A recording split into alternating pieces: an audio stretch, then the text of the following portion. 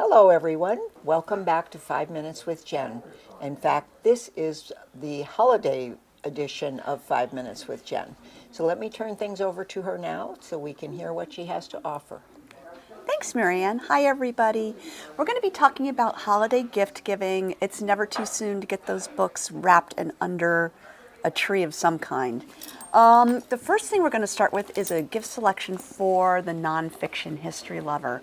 Truevine is our favorite nonfiction book of the year right now. It's the story of two brothers who were picking cotton in Truevine, Virginia, at the turn of the last century. Man comes up to them, offers them candy, and steals them away from their mother. Why? They were albinos. They were African American albinos, and they were put into a sideshow where they performed for 27 years until their mother could get them back again. This is a wonderful, wonderful story. It's a great look at race relations through the last century, and it's probably one of my favorite nonfiction reads of the year. So Truevine by Beth Macy. For your nonfiction history lover. News of the world. This is rapidly becoming our favorite piece of fiction for the year. Paulette Jiles by nature is a poet. This is only her third or fourth novel, and her love of words and wordplay really shines through in this story. But more than that, it is an amazing story of a veteran of 3 wars, the last being the Civil War, and a young girl who was stolen away from her true parents and living with the Kiowa, and their journey across Texas to find her true family. It's beautiful, it's heartbreaking, it's funny, it's everything you would ever want in a book. I can't imagine anyone being unhappy finding this underneath their tree come December 25th. Hard to say what you like most about that book. I mean, it's everything you say it is. It's oh God, great read. She's probably not going to win the national, but she's my heartstring First choice. First choice for the national. For the music lover, why not put the boss under the tree? Why not?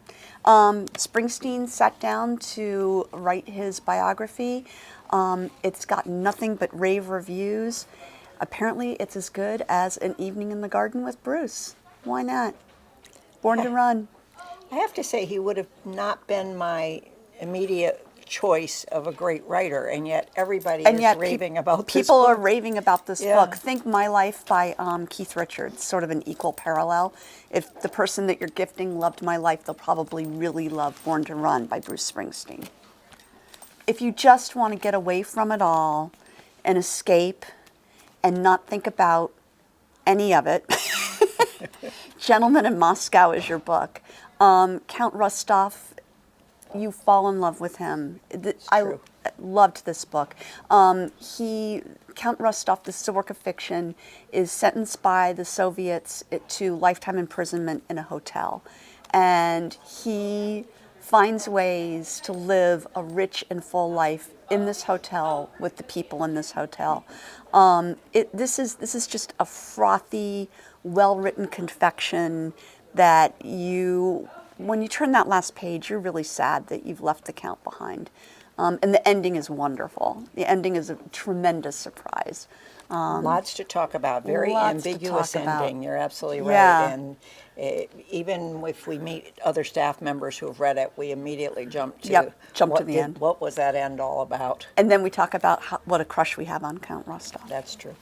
And then, of course, because it's Christmas and there needs to be a cookie, Dorie Greenspan's cookies is my pick for. I'm going to be giving this to a lot of people this Christmas. She just does a beautiful, beautiful cookbook with gorgeous, gorgeous photos.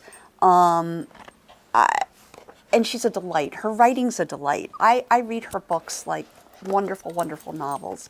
There's always a story about everything that she puts out there. And again, it's a beautiful, beautiful cookbook. So for the cook in your life, I highly recommend Dorie's cookies. Everybody loves Dorie. Everybody loves Dorie. Thank you so much. Hope to see you again in January. Have a happy holiday. Bye now. Bye.